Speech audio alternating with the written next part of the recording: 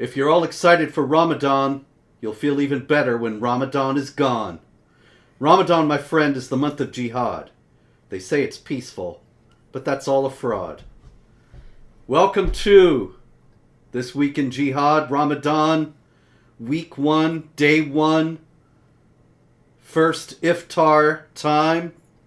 Thank you all for joining us. We have with us again the great, the one, the only, Dr. David Wood. Good morning, David. I actually thought you were gonna rhyme Ramadan with Bomathon, but It's been done. It's been done. We only have original work here. Just promise you're gonna toss one of those into one of your poems at some point during Ramadan. You got it, sir. You got it. Order taken. Yeah. So anyway, Robert, it's I just posted a video about how I'm fasting for Ramadan. Well, that's wonderful. Ramadan Mubarak, David. Yeah. I'm on a schedule where I stay up at night and then sleep during the day. So I'm already on a Ramadan schedule, and it's I can't gorge myself the way they do when they're fasting, but you know. So you won't gain the Ramadan paunch. No, I won't gain that or get the Ramadan diabetes or any of the other problems that that we hear about. Yeah, all that self-denial, man, it's tough. Yeah, it's tough. I figured out I had to figure out how to put it because they're claiming, fasting is associated with abstaining. And so I said, well, technically they are abstaining. They're abstaining from not gorging themselves with food. Yeah. And then it works. So, yeah. I mean, at least until sundown. Well, no, they're abstaining from not gorging themselves. Oh, right. Yes. So ordinarily they don't gorge themselves with food, but Ramadan gets here and they have to abstain from that self-controlled behavior. That's a beautiful thing. There's so much we can learn, David. It's so powerful. Yes. I named it. I started calling it trans fasting. That's it. That's perfect. It's feasting that identifies as fasting. That's absolutely great. Just like Islam identifies as a religion of peace. It's like that with everything. We're doing the exact opposite of what we want you to say we are. Which, Yep. You could do that, but at this point I don't even understand how they complain about the LGBTQ stuff. Yeah, because it's a trans religion, really. Yeah, I mean The whole thing. Everything we've learned from Islam since 9/11 is that you can always do or be the exact opposite of what you want everyone to say about you. So, sorry, you keyboard jihadis, you don't get to complain about LGBTQ stuff ever. Just scare everyone into being afraid to say the truth, and you're there, celebrated, given awards, feted. It's all there. Anyway, we got some jihad this week, unfortunately, David. You'd think they would have waited for Ramadan. But I did want to start with some good news, unusual for this program. In Sweden, we spoke a few weeks ago about how the police had unilaterally disallowed the burning of the Quran. In this context, I always emphasize, I'm not really a fan of burning books. I'd rather people read the Quran, actually, and understand it. And I think that would help people to realize what a deep threat the people who believe deeply in the Quran can be. But in any case, burning the Quran is a matter of the freedom of expression, and the Swedish appeals court has just overruled the police and said that actually burning the Quran is allowed by law. Wow. Yeah. No. I mean, normally in these situations, people just don't care what the law is. They just make it up as they go along. But that is interesting. I was surprised. The flip side of that is that in Britain, Rasmus Paludan, the famed Danish freedom fighter who has been burning the Quran, he has been barred from the country.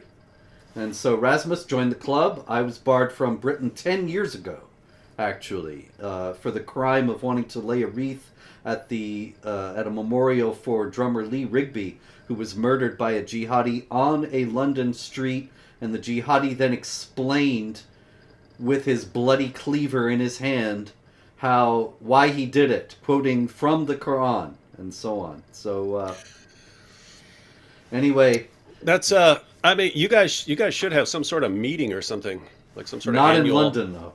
Yeah, you can't. But like people who've been banned, maybe like meet in Malta or something like that. Yep. Or even just to tease them, in Dublin or someplace really close, that, and make them think we're going to try to get across. Like I would want to go to Britain, I'd rather get my fingernails pulled out, but whatever. Yeah, or go to France, but like where you're close to the UK, and watch them like line up troops to keep you out. They know the real threats. They're on top of things in the UK. I think in context now, David, we're going to have to start with the stupid infidels in the UK stories. Hey, one second, because along those lines, I just thought of a funny skit idea. Will be at the British border. We can even make it up and have one of those dumb palace guards with the giant hats who don't move or something like that. But you show up, and Osama bin Laden shows up. Yes, and they say welcome, because I actually have a long list at Jihad Watch. I should publish it again, of the jihad preachers that have led into Britain since I was banned. And so I see this. I got to put this up, David. You're not missing anything cuisine-wise, Robert. I can tell you, I know this to be true. I was actually in London now 14 years ago in 2009, and I was there for quite a while. I really could not believe, I'm sorry to say, all you English folks, but I couldn't believe how bad the food was. And one morning I was walking along in London in some random place, and I saw breakfasts, bacon and eggs and what have you. And I thought, well, how can they mess that up? But they put beans in it. They put beans in it. That's what they do. Yeah, but not only that, the eggs were not chicken eggs. I don't know what they were, but they were not the eggs that you expect there to be. I was and the bacon would make you convert to Islam.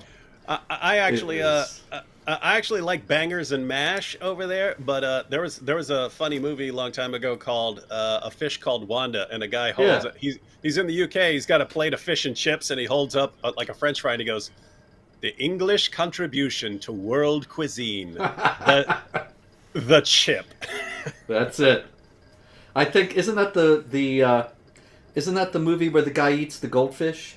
Yeah. That was Otto. He won the Oscar for that. That was Kevin Kline won the Oscar. Well, that's probably because the food in England was so bad that he figured the goldfish would be better. Anyway, he ate a green one and he goes, "Ew, avoid the green ones." He goes, "They're not ripe yet." Oh dear. Funny stuff. All right. Also, out of the wonderful UK, we have a rapist from Iran who is fighting deportation. And what do you think, David? Did he win? I'm gonna go with yeah. You can't go wrong betting in this way with the British. A judge ruled that he could be persecuted in Iran, and therefore he was allowed to stay in Britain, even though he apparently lied through the entire proceedings, and everything he was saying about himself and his situation turned out to be false.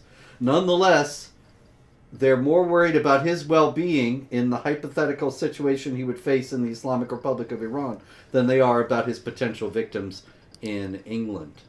Now, notice the assumption, by the way, right? The assumption that everyone in this situation is governed by is, even though everything you've told us about your situation in Iran is completely ridiculous and we have no real reason to think that you'd be in trouble, it's still more likely that you'll be treated worse there for no reason than you'll be treated in the UK after raping someone.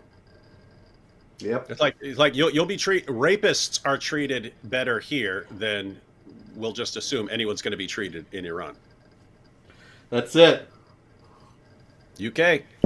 Yeah, here's a good one too. Somebody says, if you take a small dinghy to the edge of British waters, the French will help you migrate to the UK. Now, it's certainly true. The French have been escorting people across the English Channel so that they can take up residence in the various hotels that the British government has commandeered to house the inundation of migrants that they have now. And yet, I suspect, as you said with your skit, that if Rasmus Paludan and I, or I alone, or Pamela Geller, or any number of people who were barred from the country were to show up, that suddenly the British police would be out in force. Where when the French are leaving these migrants there every day, you can't find a cop, a bobby, as it were. Hey, we should do a little social experiment. You publicly declare that after all these years of criticizing Islam, you've suddenly seen the power of the Quran as you were putting it together. And so you've converted to Islam and you've changed your name to Durka Durka Durka, Jihad, Muhammad Allah, Allahu Akbar, and see if they let you in then. And all of a sudden they'll roll out the red carpet for you. Yeah, that's true. They'll be inviting you to the palace and stuff. Lucrative speaking tour would be marvelous. Also in London, David, it's Ramadan, and for the very first time, can you see the screen today? Oh, nice. For the very first time, they are decorating the streets for Ramadan, and people have happily noted that this is the first time that they've done this for anything besides Christmas. And Hey, I have to say it's better than what they normally do during Ramadan, and that's when jihadis decorate the streets with blood. This is true. It might turn out to be bitterly ironic, however, if Ramadan turns out this year the way it does in other years. I'll just note real quickly a couple of quotes. Let's see. This is from the Palestinian Authority's Supreme Sharia Judge, Mahmoud al-Habash. Ramadan is not a month of laziness, but rather a month of activity, of effort. What? Hey, I've got the statistics, Robert. I've got the statistics. Productivity across the board decreases between 35 and 50% during Ramadan. He doesn't mean effort like that. Hear the man out. Effort and hard work, as it was in the life of the Prophet, a month of jihad, conquest, and victory. So he's talking about blowing stuff up. He's not doing work. Okay, well, I'll give him that then. Maulana Bashir Ahmed Khaki, Khaki. I'm familiar. I used to wear his pants. Ramadan is the pious month of jihad and killing. Those who attain martyrdom while waging jihad, the doors of heaven remain open. And Al-Qaeda says Ramadan is a month of holy war and death for Allah. It is a month for fighting the enemies of Allah and Allah's messenger, the Jews, and their American facilitators. So that's what London's got to look forward to. Yeah, if that doesn't make you want to celebrate the holiday, I don't know what will. Yeah, they're going to have a great month over in London. All right, also in Britain, there's a lot of stupid infidel stuff out of the UK this week, David. And we have Ajmal Shapal, who is on trial in Birmingham Crown Court. That's in the UK. That's not Birmingham, Alabama. That's a different thing altogether. We're talking about London and Birmingham over in England. And so Ajmal Shapal is actually on trial for... He praised the killer of Samuel Paty, the French teacher, as brave as a lion. Praised the killers of the Charlie Hebdo cartoonists and so on, you know. And anyway, Dan Posson Pounds. Dan Posson Pounds. That's a hyphenated name. Sounds like a Charles Dickens character. Yes, Dan Posson Pounds is the prosecuting attorney, really, for this fellow Shapal, and he said this is a case about terrorism. That this defendant, the encouragement by this defendant to commit acts of terrorism, he did this by publishing tweets on his Twitter account, which specifically encouraged others to behead those whom he believed had insulted his religion being Islam. I hope that I hardly need say that this is not a case about mainstream Islam, a worldwide peaceful religion, with nearly 2 billion followers.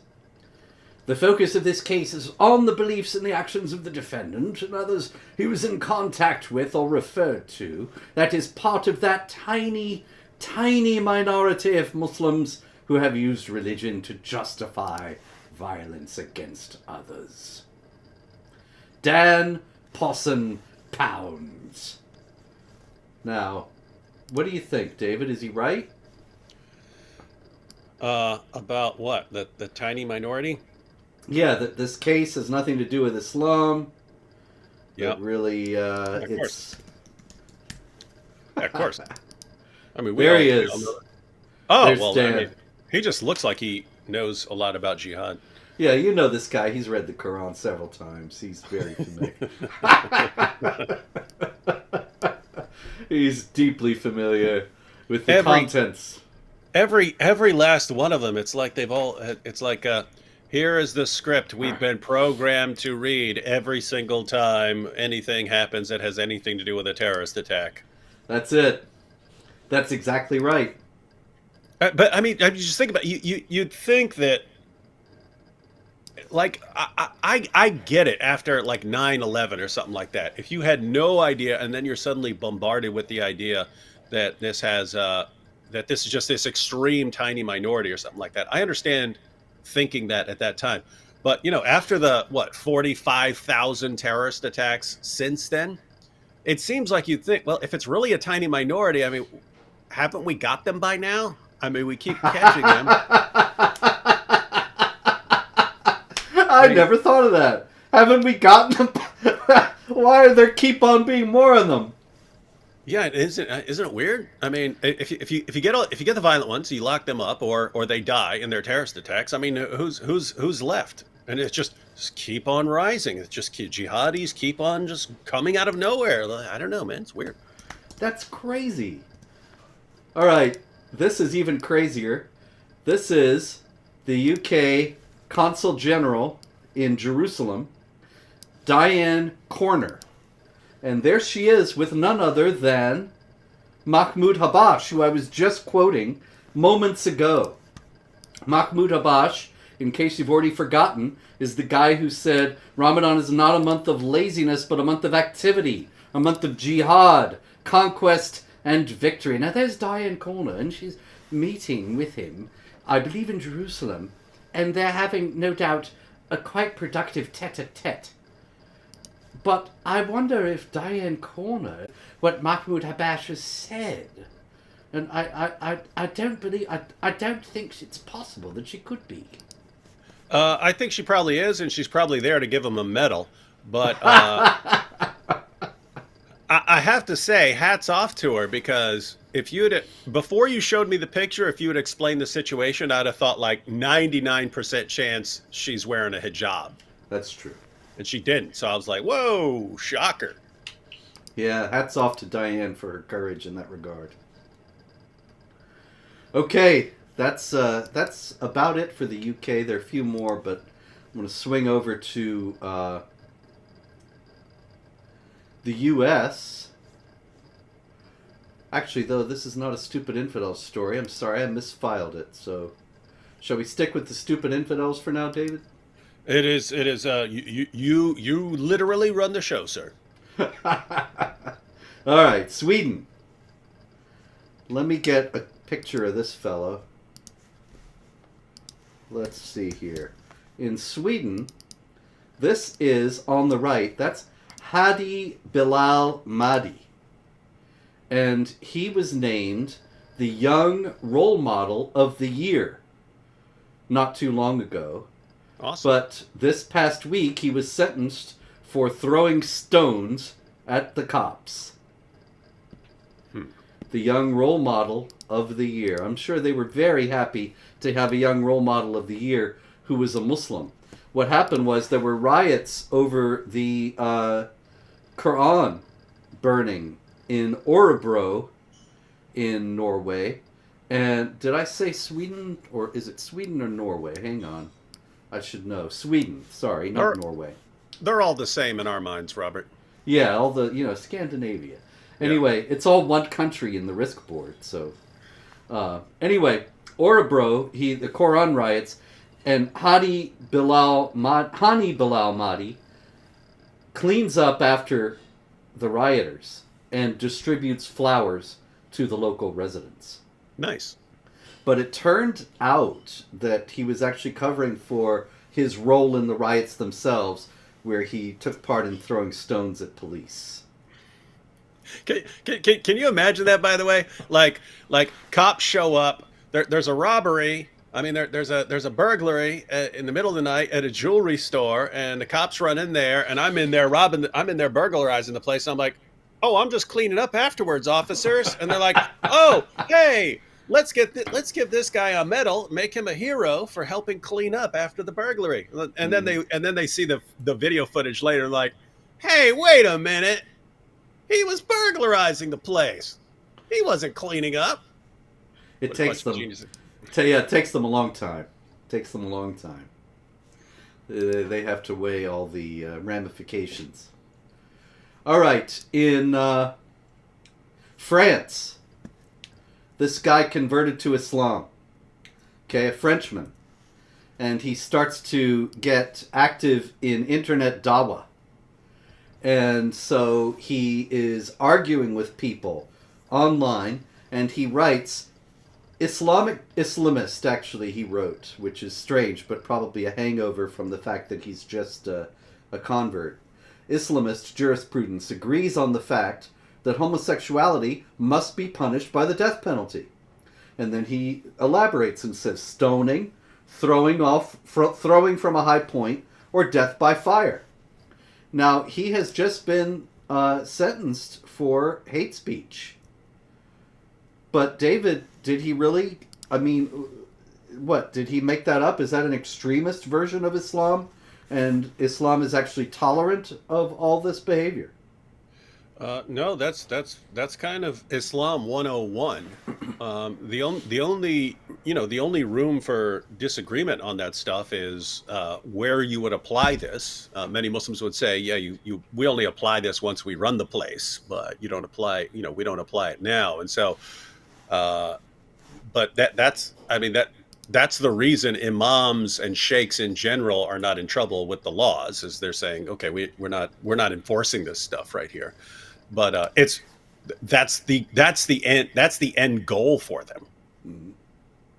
So I think it's bitterly ironic that this poor fellow is on trial and is facing legal penalties for just saying what Islam teaches. Imagine how embarrassed the French authorities are going to be when they discover that what he's telling them is just mainstream Islam. I'm completely serious here. If I were him, I would use that as my defense in court. I would say, are you saying that the Quran and Hadith, the Quran and the Sunnah, are you saying that those are hate speech? I want to know. I want you to declare it. And knowing that they're such cowards, they will never say it. If I were him, I would walk in there with the Quran and the Hadith in my hand and say, are you saying that this is hate speech right here that I'm holding in my hands? Well, he's clearly not a tremendously knowledgeable convert, because he's already backing down. His defense is that he says, it was a bad joke. I wanted to respond to comments on social networks with irony. Now, that's not going to fly. There's nothing ironic about that. And it's not a joke. It's what Islam really teaches. So, strange story. He's pulling a Cat Stevens here. Yeah, that's true. I just converted. I'm ready to kill everybody. Oh, now I'm catching a backlash. No, I changed my mind. Yes. Okay, let's go to some actual jihad. We're down toward the bottom of the hour, so got a story out of Yonkers, New York over here. I heard that one. Yeah, you saw this. Am I right? Because you were talking about it on the Twitter. I saw you talking about it. Yeah, we lived I guess about 13 years in the same spot. It's in the Bronx, but it's in Wakefield. That's the northern Bronx. Yeah. And we were right beside Bronx Boulevard is right beside this little bridge that crosses over into Yonkers. And as soon as you cross over into Yonkers, it becomes McLean Avenue. and that's where the parade is. So, and my kids went to school over there. My kids went to school over on McLean Avenue. So my wife and kids would go to this St. Patrick's Day parade. I think as the school, I think my kids have been in that parade before. And then and then I see this brilliant jihadi was planning a terrorist attack there on cops and stuff, planning a bloodbath, and it's just it's like when it's this abstract thing, like, oh, jihadis might actually kill someone somewhere. Politicians and journalists and everyone can kind of look the other way. But how do you do that when it's something that like you could get killed in or your family could get killed in, right? Because I mean, if you're like New York reporters and stuff, I mean, think you could have New York reporters reporting on the St. Patty's Day parade there and so on, and somehow you're still just a racist, Islamophobic, hate mongering bigot if you don't want your family to get slaughtered in the name of Allah at a parade. Yep, absolutely. Yeah, Ridon Kola, an Albanian. And I lived actually in an area where a lot of Albanians lived in the Bronx. What did you say his name was? Ridon Kola. The official drink of Ramadan.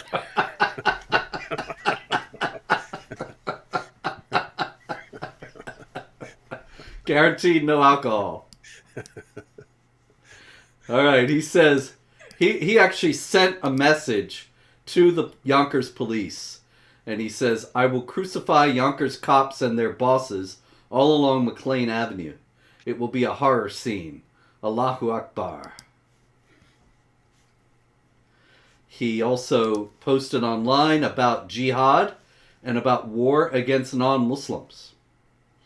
A neighbor said, he's never exhibited weird behavior to me. He was never creepy. He was normal.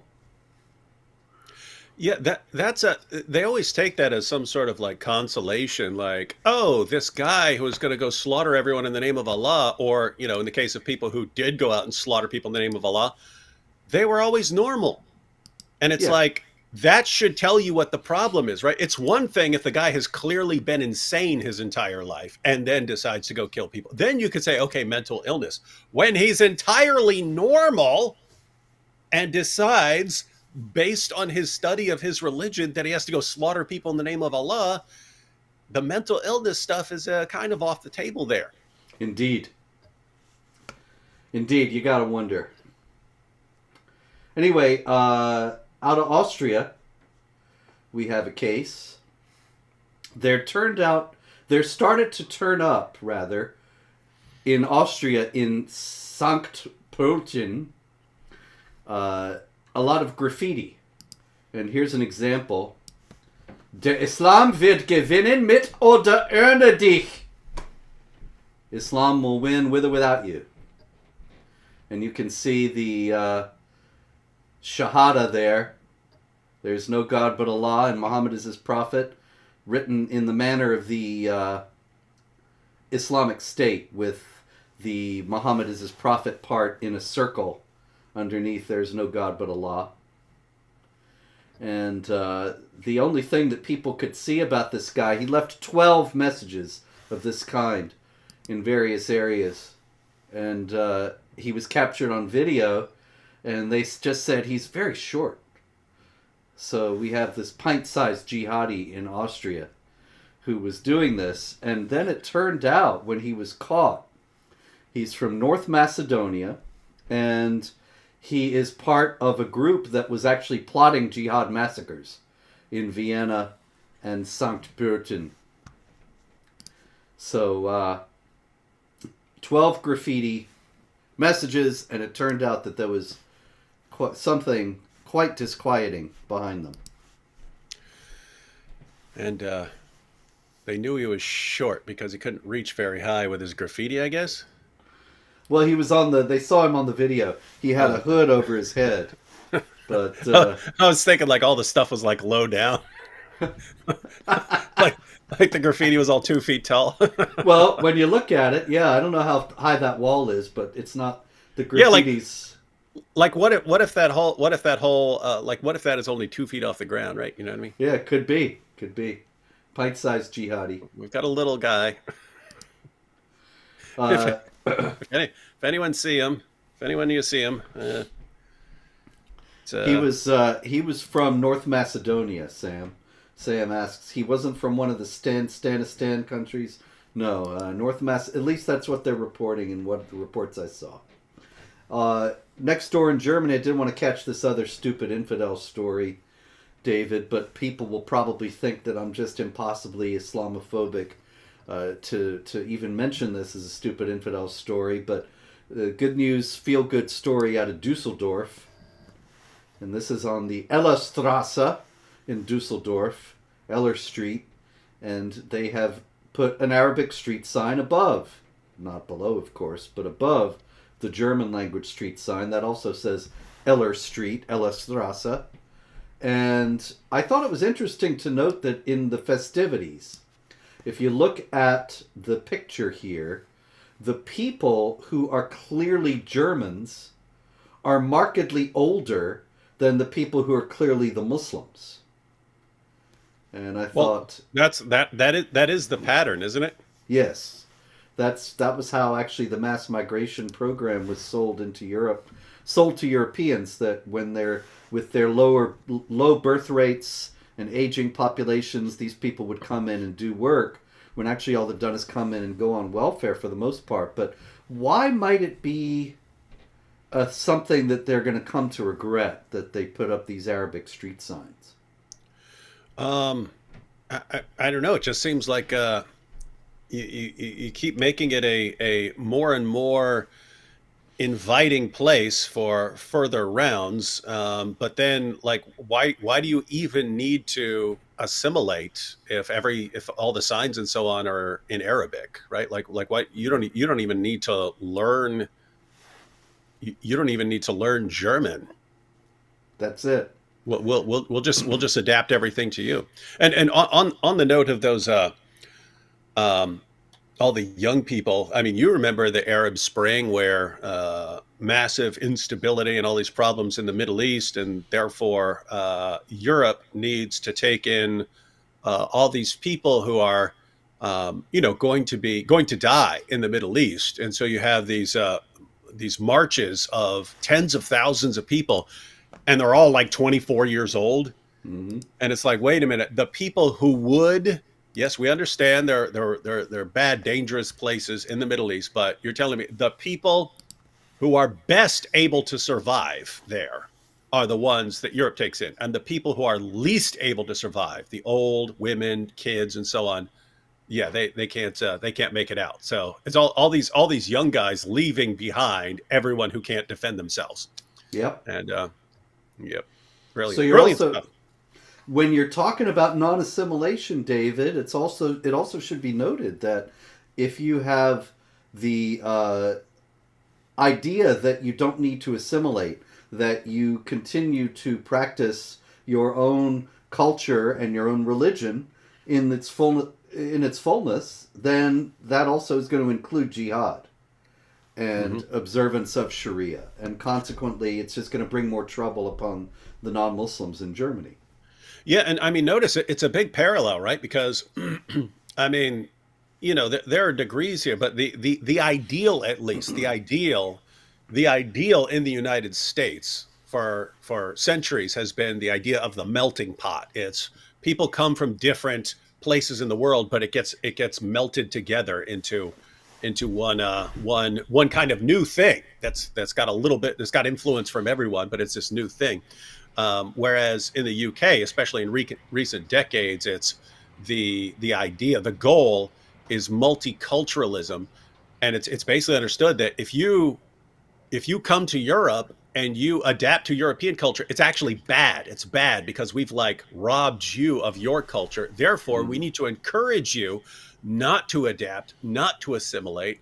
But it's just like it's an outgrowth of that. Now you don't even want to say. Now you don't even want to say, "Hey, you're coming to Germany, learn German."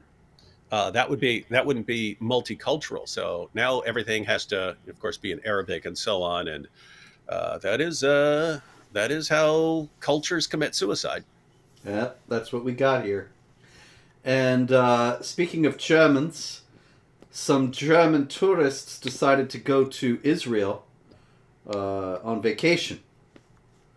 And they immediately rented a car when they got to Israel, and they drove to Nablus in the West Bank. And then their car was immediately surrounded and attacked by the Palestinians, who, because it was an Israeli rental car, you see, and so they saw Israeli plates, and they thought some Israelis have ventured into our area, started beating the car. You can see how they beat in the windshield. They were trying to pry open the door. Tires are flat. Tires flat. Tires are flat. These people just barely got out with their lives because the police were alerted and intervened. The Israeli police, that is. And so they had gone to Nablus probably because they are Germans. And what I mean by that is that in Germany, the government is very pro-Palestinian and anti-Israel, and is constantly telling the people how the Israelis are great oppressors and how the Palestinians are so oppressed and downtrodden. And this is the kind of thing that is going to happen, that the people, tourists, go to Israel from Germany and they think, hey, this is great. Look, now we're here. Let's go to the Palestinian areas and say hello to our friends in Nablus, show our solidarity, and they end up becoming the focus of a jihad attack. Yeah, it's interesting. I mean, Germany has obviously changed since Hitler, but some things haven't changed, right? This love affair between Germans and Muslims. Yes, that has not changed. That's still, and this hostility towards Jews. No, it doesn't change. Yes.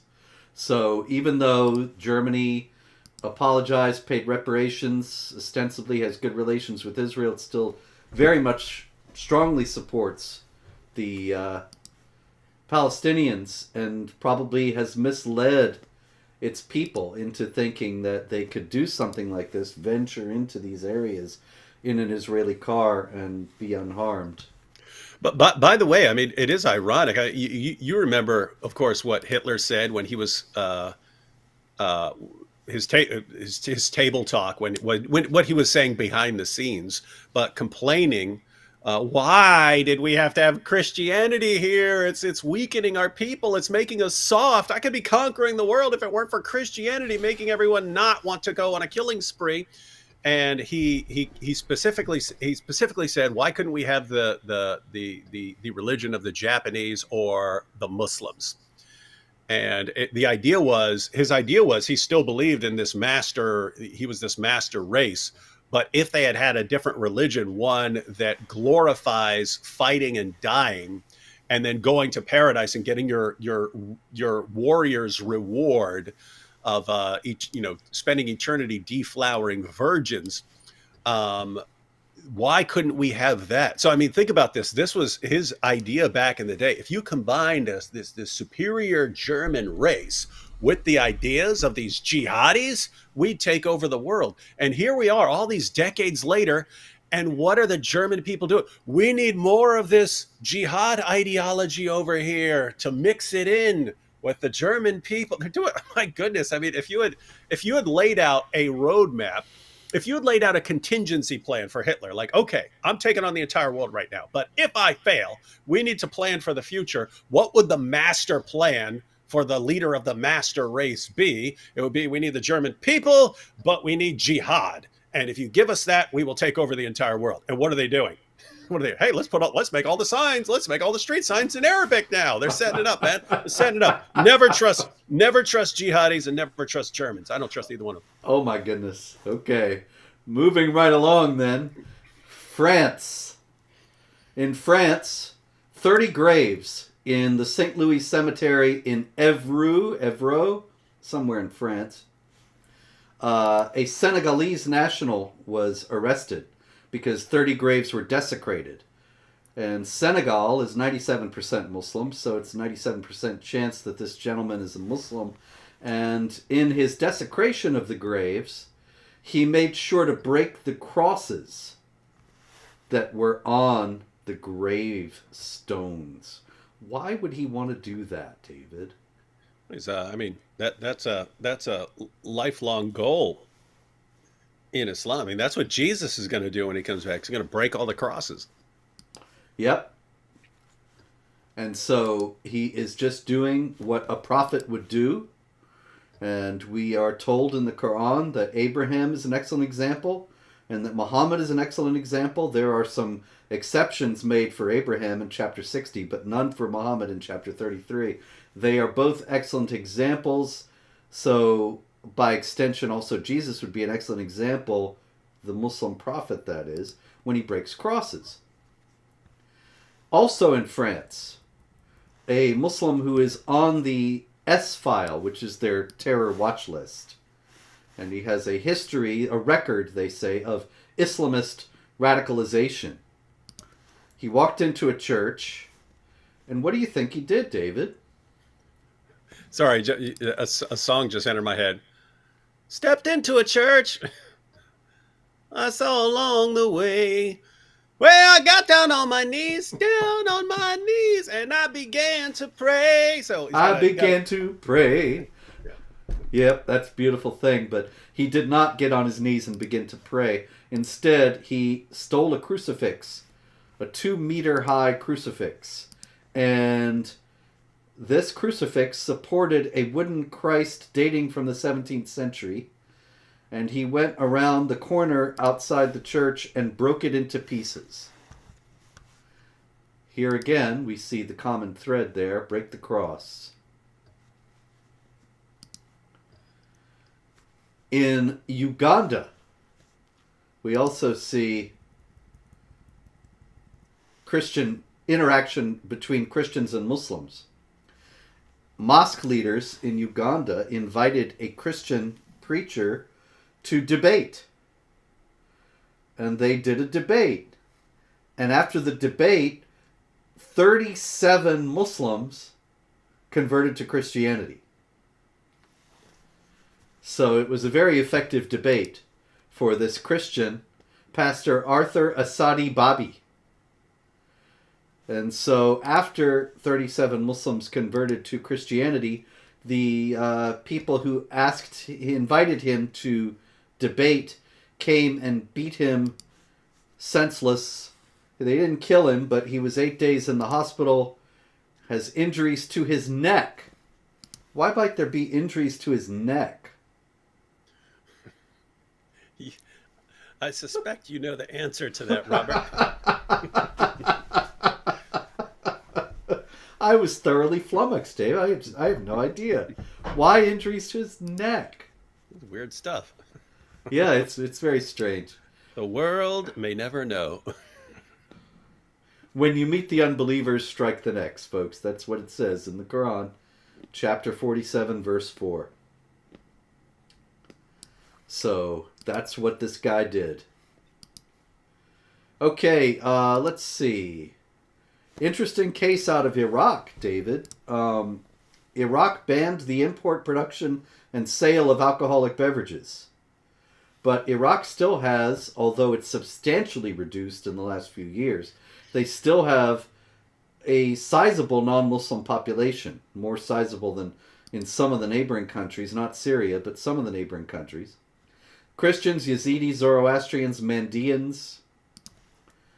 I studied those Mandeans in college. Man, that's a very strange religion. I got their holy book out of the library. I didn't understand a word of it. But anyway, any Mandeans here can explain it to us. Maybe we'll talk about that soon. But in any case, they protested, and actually the protesters went out and chanted, Iraq is not an Islamic country.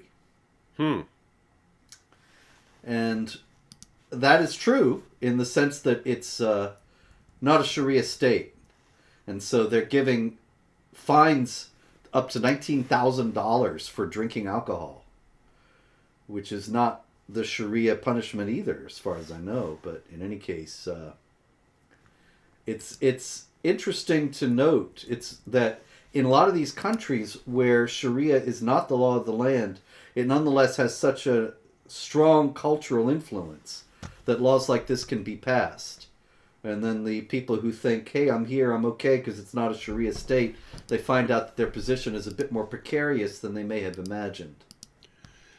Yeah, it's and that does seem to be the underlying method of Sharia. It's if you can impose this in all its glory, like in Afghanistan, then you do it. If you can't, then impose it as far as you're able.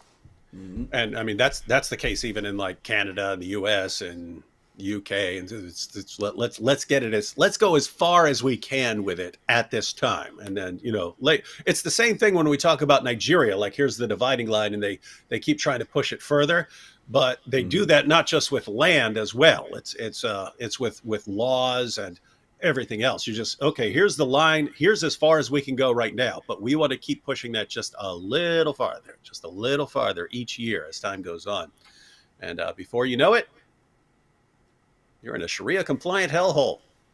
Yeah. And so we go to moderate Indonesia, which is how it used to be referred to all the time, but it's less often called modern Indonesia now. And in northeastern Indonesia, the northeastern portion of Borneo Island, in North Kalimantan province, Tarakan City, Selumet Village, Mawar Sharon Christian Church was building a new building. But the local Muslims actually blocked the construction of this new church. Why might they have done this, David? Well, that's part of Sharia. You can't even repair a damaged church under Sharia. If you have a church and part of the roof falls in, you can't even repair it. It's a brilliant strategy. Hey, let's all come to this dhimmi arrangement here, and you can have your church. You just can't repair it anymore, and you can't build any new ones, and you can't repair the old ones. Well, guess what? You let things set for a couple centuries, and no more churches. That's the story of Egypt. That's the story of North Africa. Story of the entire Islamic world, really. It is interesting how it's like so forward thinking, right? It's like long term. Here's how you subjugate someone over the long term. Yeah, I think that's the thing that people don't realize about the headlines that we talk about in this show. That this is the same procedure that has been done throughout history. That, for example, I got a story here out of Pakistan. Muslims drive Hindus out of their village in Sindh, in Thar Parkar, Sindh. And sorry, I'm just thinking about Thapaka and Havidyad. Anyway, Thapaka in Sindh, Thar Parkar, they drive the Hindus out of the village, then there are no more Hindus in the village. Hindus have probably been there for well over a millennium. But they drive them out, they make it impossible for them to return. A generation goes by, nobody even remembers that Hindus were there. My own family is from the Ottoman Empire, and I read a book once about another family in very similar circumstances from the same area. And the woman actually took her grandmother back to Turkey to visit the city she grew up in.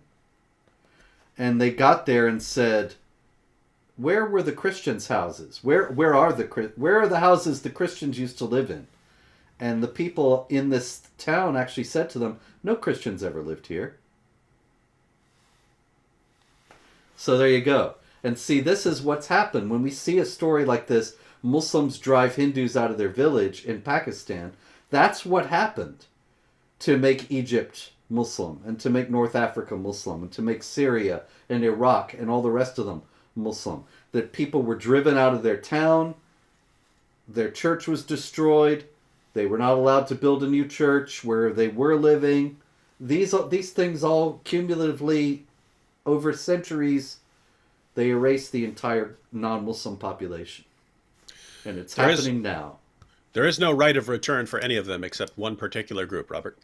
That's right. And speaking of that one particular group, I got a story out of Israel, David. In Israel, it has come to the attention of the UNESCO, actually, which is deeply biased, nonetheless, against Israel. But they're actually having to notice that the Palestinians are busy destroying ancient ruins, paving over First Temple relics and burial sites that show that there was an ancient Jewish presence in the land. They're trying to completely erase it in the areas that they control. And that also, it's part of the same thing. The pre-Islamic past is Jahiliyyah, the society of unbelievers. It has no value. And you erase it, then you erase also any claim that non-Muslims may have over the land. So these things are not phenomena only of our own time, and they are not insignificant. They're quite important, as a matter of fact, because they show exactly how the Islamic world advances at the expense of the non-Muslim world, the Dar al-Islam at the expense of the Dar al-Harb, and so on. You'd think that after seeing this go on for 14 centuries, like someone at some point would catch on, right? You'd think. It's like I mean, it's like if you're, let's say you're NFL, NFL team, and you're playing against another team. Imagine another team that just always ran the exact same play for the entire history of the NFL. They run one play over and over and over again. It's like, how do you still not prepare for that play? Like, and still the play catches you off guard every time. You're like, whoa, yes. I can't believe they did that. It makes no sense. Yep. Every opposing coach always says, the one thing we know they won't do is run that one play. Yeah, well, they won't run that one play that they've been running consistently for forever. And if you say that they're going to run that one play, they kick you off the team. See, these are the skits we need to make, right? We actually have two football teams, and one team just keeps running the exact same play, and the other team is just baffled. I love it. Or better yet, someone just comes along and tells the coach and the players, if you think they're going to run that play that they've run 10,000 times over and over again, the only play that's in their book, and even though you have their playbook, someone smuggled a copy of their playbook and they've only got one play in it, if you think they're going to run that play, you're evil. And then just because they're told that, they never prepare for the play. Yeah, you get banned from the league if you say they're going to run the one play they actually run. Roger Goodell steps in. And oh, man. This would be a killer skit. Mm-hmm. I'll book a flight right away. Okay. Out of Malaysia. In Malaysia, there was a film made called Mentega Terbang. And it has something to do with Islam. People are saying that it insults Islam. And so the film director actually had his car vandalized. People threw acid on his car and threatened to kill him in a follow-up because his film is insulting to Islam. And obviously that's the same old story, is it not, David? Yep, that's the one we keep hearing. That if you have a problem, you have somebody who has done something you don't like, resort to violence. That is the first and only response. Another very similar story out of France. There were a couple of journalists, Ophélie Meunier and Amin El-Bahi, who went into a no-go zone in France and reported on it a few years back. And now 10 Muslims have been arrested for threatening to murder these two reporters. And they've been charged with aggravated harassment because they reported on a no-go zone. Does this mean there are no no-go zones? Or do you think that they think these people were lying? Yeah, I don't know. I heard that so many times, Robert. I heard that so many times that there are no no-go zones in Europe. So there can't be. Yeah, there can't be. Because that's what I heard. So it must be true. Mm-hmm. So the real thing, the problem here is slander. And we have to understand that slander, as defined in Islamic law, is not saying something false. It's not lying about somebody. It is saying something about them that they do not want you to know. David, people keep saying I'm breaking up. Am I breaking up? Not, no. Well, not I'm for me. sorry. Folks, I'm sorry I'm breaking up, but we're almost out of time here, so we're going to do the big breaking up pretty soon. I apologize for the poor connection. I live out in the middle of nowhere, and that might have something to do with it, but it's late to try to fix it now. Well, it's also possible that that's on their computer. So Okay. That may well be. John Doe said sound is fine. Thanks, John. Well, see, he said no, sound is great. Okay, John, so everyone is disagreeing. All right. Anyway, the Islamic State, ISIS, has called for retaliation. They want to kill Rasmus Paludan for burning the Quran, and they want to kill the Prime Minister of Sweden, Stefan Löfven, for allowing him to burn the Quran. And they say, attack the Crusaders with bloodshed and rent off body parts. What they wanted there was rend. Rend means tear. But they said rent off body parts, like $20 for your arm. Yeah, $50. Rent your arm for 20. Yep. Build an edifice with their skulls. Besiege them and coerce them. Tear their bodies apart in the streets, O Muslims. Torture them. There is no pity or mercy with those. So fight the leaders of disbelief and sever off the heads of evil. That's the parting message this week, ladies and gentlemen, from the religion of peace. Yes? Oh, I was just going to point out, like, it's a parallel to like Afghanistan and all these other situations where you Western nations don't do the basics of what it would take to win. And so you just end up with eternal ongoing conflict. Right now, you still have jihadis who want to kill cartoonists and kill people for burning Qurans. And you have violent riots over all these things. Guys, we could shut down the violent responses instantly. I mean, instantly. Done deal. ISIS says, kill these guys over burning the Qurans. Okay, great. The next day, 10,000 people go out and burn Qurans and say, what are you going to do? What are you going to do? You're going to kill us all? If you complain after that, you say, fine, let's bring out 100,000 Qurans and you do it. Again, I'm like Robert. I don't believe in burning books. I think it's a lame form of criticism.